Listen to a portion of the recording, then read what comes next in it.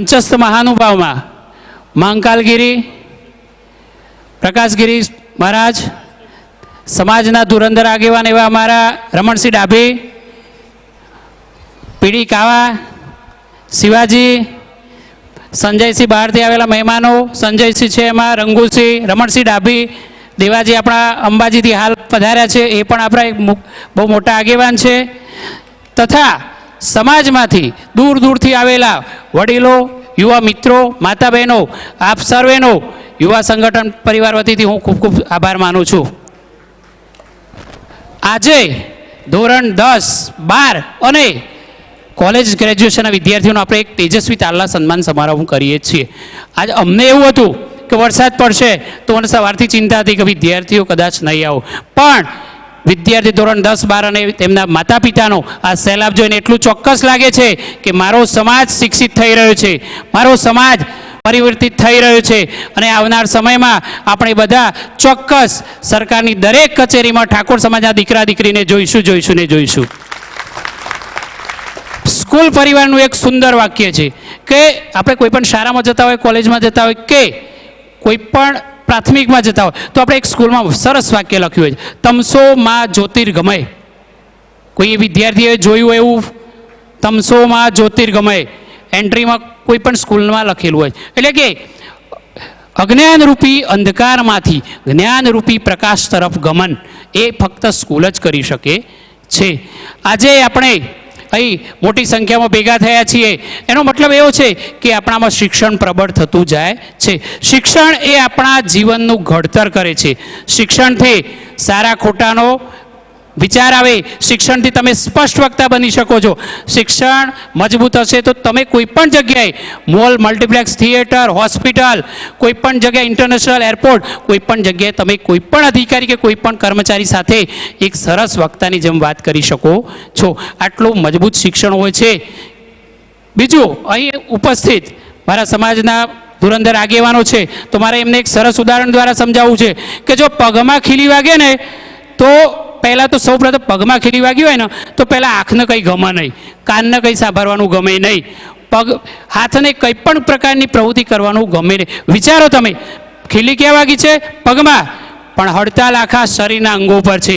એવી જ રીતે સમાજના શિક્ષણથી વંચિત છેવાડાના વિદ્યાર્થી માટે મારા સમાજના આગેવાનોને ઊંઘ નહીં આવે ને એ દિવસ સમાજમાંથી દરેક જગ્યાએથી ઠાકોર સમાજમાંથી ક્લાસ 1 અને ક્લાસ 2 બહાર પડશે, એટલો આપણને વિશ્વાસ છે.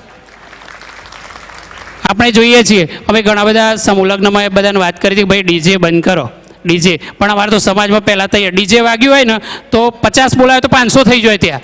એટલે આપણી પ્રજા છે ને ડીજે પાછળ ગાંડી થઈ ગઈ છે. પણ જો ડીજે પાછળ જેટલી ભીડને આપણે બોલાવી નથી પડતી એટલી જ ભીડ શિક્ષણના કાર્યક્રમમાં જે દિવસ રહેશે ને એ દિવસ સમાજમાં શિક્ષણ પ્રત્યે ભીષણ ક્રાંતિ આવશે અને આ ક્રાંતિ આપણે આ પ્રસ્થાપિત કરી છે. વિદ્યાર્થીઓને ધોરણ 10 અને 12માં વેકેશન પડે ને એટલે આપણે ઘણાને પૂછીએ ને તો ક્યાં જવું છે તો પ્લાનિંગ કરી દીધો હોય. અમારા છોકરાએ કર્યો તો પ્લાનિંગ, રાજસ્થાન જઈએ, માઉન્ટ આબુ જઈએ, દીવ જઈએ, દમણ જઈએ. પણ કોઈ વિદ્યાર્થી એવા નથી કે ચલો ભાઈ વેકેશન છે ને તે નવરા છીએ તે કંઈક કોઈ જગ્યાએ હોટલમાં કામ કરીએ, કોઈ થિયેટરમાં કામ કરીશું, કોઈ મોલમાં કામ કરીશું. કારણ કે આ જે સમય છે ને તમારો આ ઇમ્પોર્ટન્ટ સમય છે. અત્યારે તમે નવરા રહેશો, આ તમારું કેવું છે, આ સમયગાળામાં જો તમે એક કામ કરવાની ઉંમરમાં જો તમે આરામ કરશો ને તો આરામ કરવાની ઉંમરમાં ચોક્કસ તમારે મજૂરી કરવી પડશે અને એ 100% બનશે આ વસ્તુ. કારણ કે આમાં કેવું છે, આપણા ઘરના વાતાવરણ પર પણ આ વસ્તુ ડિપેન્ડ કરે છે. તમારું ઘડતર યોગ્ય છે ને તો એ ઓટોમેટિક ચાન્સ મળશે એને સુધારવાનો. જો આપણે ઘણીવાર માર્ક કરતા હોઈએ છીએ કે પગમાં ચપ્પલ પહેરીને આવતો હોય ને તો ચપ્પલમાં માટી ચોટતી હોય છે. જો એ માટી છે ને તમે ચપ્પલમાં પહેરીને આવો ને એટલે ક્યારે ઘરના ઉંબરા સુધી જ રહેશે, એ માટી અંદર આવતી નથી. પણ એ જ માટીનું જો માટલું બનીને આવે તો ક્યાં જાય? પાણીના પાણિયારા પર પૂજાય છે. ફરક શું છે? ફરક ફક્ત ઘડતરનો છે. તમારું ઘડતર યોગ્ય હશે ને તો પરિણામ પણ યોગ્ય આવશે. અહીં ઉપસ્થિત તમામ વિદ્યાર્થીઓને, ધારો કે હું અહીંયા બેઠો છું, મને એવી ઈચ્છા થાય છે કે ચલો બધા વિદ્યાર્થીઓને 2000 રૂપિયા આપી દઈએ. 6 વિદ્યાર્થીઓ, કોઈને લેવા છે 2000 રૂપિયા? હાથ ઉપર કરો તો કોઈને લેવા હોય તો. જોકે નોટ બંધ થઈ ગઈ છે ભાઈ. આજે હું તમને 2000 રૂપિયા આપી દઉં બધાને. પછી કાલ સવારે હું માગું તો શું કરો તમે? વિદ્યાર્થીઓ માટે, વડીલો જ્યાં કોઈના માટે નથી, ફક્ત વિદ્યાર્થીઓ માટે. આજે 2000 રૂપિયા આપી દઉં, કાલ સવારે માગીશ તો કેટલા પાછા આપશો? આપશે કોઈ પાછું? કોઈ ના આપે. શું કે વપરાઈ ગયા સાહેબ, જો અને કમાવશું એટલે આપશું, હાલ ટકટક કરો નહીં. પણ આજે જે 2 કલાક, આજની વાત છે કે આજે 2 કલાક તમે કદાચ ઈડરગઢ ઉપર ફરવા ગયા હોય, 2 કલાક કોઈ હોટલમાં ફરવા ગયા હોય, 2 કલાક કદાચ કોઈ પિક્ચર જોયું હોય, અને કાલે ફરી હું તમને એ 2 કલાકની ઉઘરાણી કરું કે ભાઈ ગઈકાલે તમે 2 કલાક બગાડ્યા તમારા જીવનના, એ 2 કલાક મને પાછા આપો, તો આપી શકશે કોઈ ભાઈ? આપી શકશે કોઈ? કોઈ ના આપી શકે. કેમ? તો એના પરથી શું સમજાય છે? પૈસા મહત્વના છે કે સમય? સમય મહત્વનો છે. જે સમય ગયો ને એ પાછો આવતો નથી.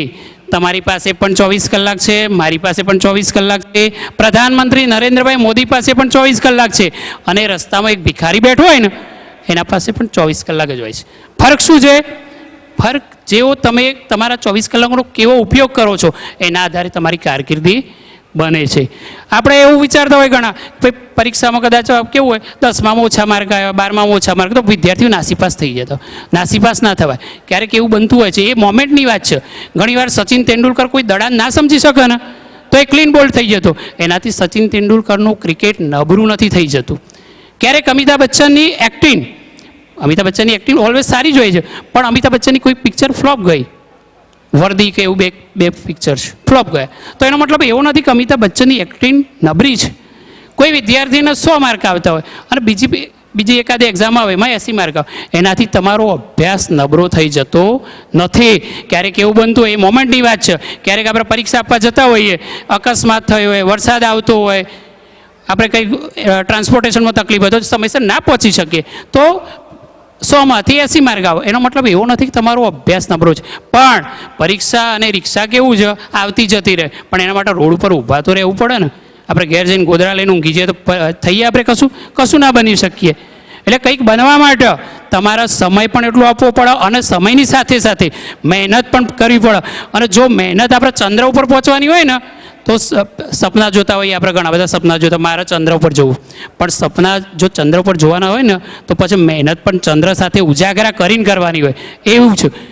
સાથે આપણે અહીંયા શિક્ષકો પણ ઘણા બેઠા છે, તો એમની બાબતમાં એક સરસ ઉદાહરણ છે કે તમારા જીવનમાં છે ને શિક્ષક, ગુરુની પરંપરા પણ બહુ મહત્ત્વનો ભાગ ભજવે છે. આપણે પૃથ્વીરાજ ચૌહાણનું નામ સાંભળ્યું છે કોઈ? પૃથ્વીરાજ ચૌહાણ આપણા એક મહાન ક્ષત્રિય રાજા હતા. પૃથ્વીરાજ ચૌહાણ અને મોહમ્મદ ગોરી વચ્ચે 17 વાર યુદ્ધ થયા હતા.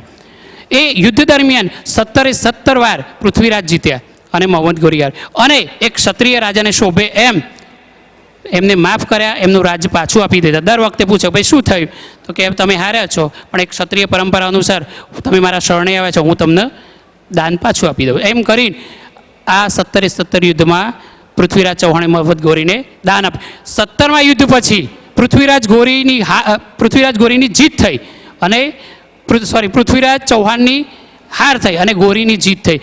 તો પૃથ્વીરાજે કહ્યું કે ભાઈ તમને એક પરંપરા, પેલા શું કહેવાય, રાજાને જે પરંપરા શોભે એ રીતે તમે વર્તન કરો. તો ગોરીએ એવું ના કર્યું અને એમને સજા કરી, અને એના પછીનો ઇતિહાસ અહીંયા બેઠેલા તમામને ખબર છે કે એના પછી એક સલ્તનત યુગ ચાલુ થઈ ગયું આખો ભારતમાં. એવું જ એક સરસ ઉદાહરણ હતું સિકંદર અને પોરસ વચ્ચે. ફરક શું છે તમને? એક ગુરુની પરંપરા ક્યાં મદદ કરે છે એના પરથી આ એની વાત કે સિકંદર અને પોરસનું યુદ્ધ થયું. સિકંદર એક વિશ્વ વિજેતા રાજા હતા. એમને બધાને હરાવતા પોરસને પણ હરાવે.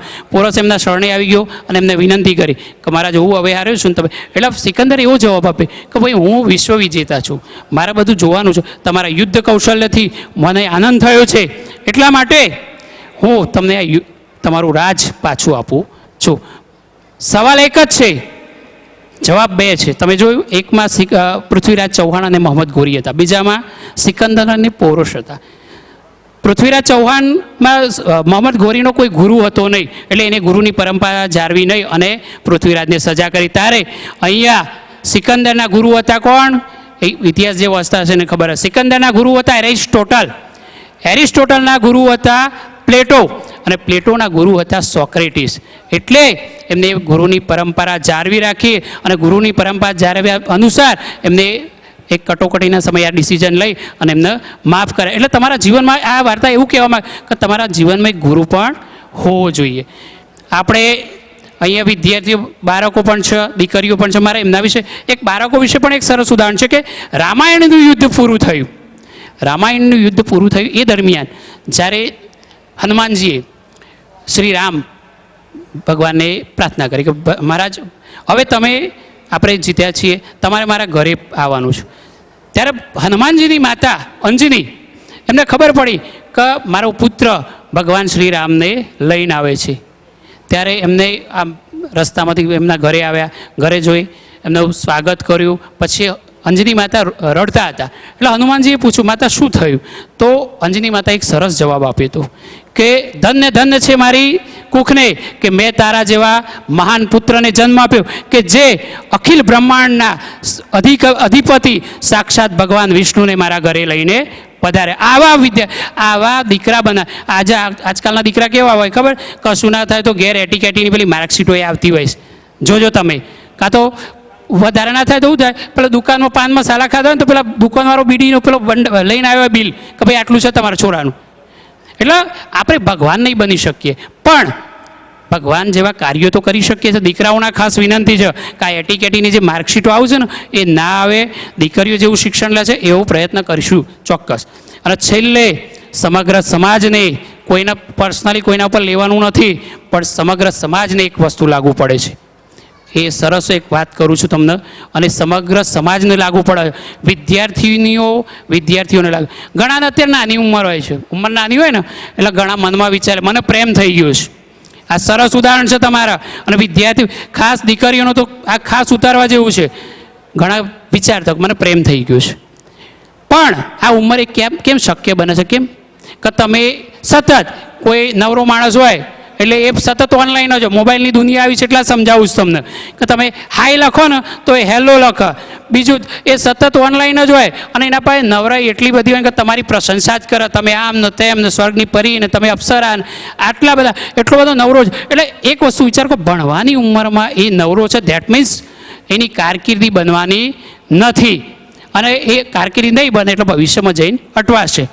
અને જેની પાસે હાઈ કહેવાનો ટાઈમ, જે ભણે છે સરસ ભણતા હોય છે વિદ્યાર્થી, એમની પાસે તમારે હાઈ કહેવાનો ટાઈમ નથી હતો, હલો કહેવાનો નથી હતો, તમને ફરવા લઈ જવાનો ટાઈમ ના હોય, તમારી પ્રશંસા કરવાનો ટાઈમ હોય નહીં.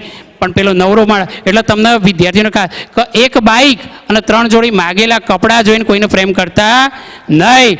જો તમે હાલ તમારું ફક્ત પરિણામ અને શિક્ષણ ઉપર જ ધ્યાન આપવાનું છે. જો તમે શિક્ષણ ઉપર ધ્યાન આપશો તો તમારું પરિણામ અને તમારી કારકિર્દી યોગ્ય બનશે. ઓટોમેટિક હાય અને હેલોના મેસેજ આવશે. એટલે હાલ ફક્ત ફોકસ આપવાનું છે આપણે શિક્ષણ માટે, વધુ ના કહેતા. જે મેં વાત કરી વિદ્યાર્થીઓ આજે ખરેખર મારી ધારણા મુજબ વધારે પડતા મને એવું હતું કે સ્ટેજ આજ ભરાવશે પણ ઉપર સ્ટેજ ભરાયું છે. તે બદલ યુવા સંગઠન વતીથી હું આપ સૌનો દિલથી ખૂબ ખૂબ આભાર માનું છું. જય હિન્દ, જય ભારત.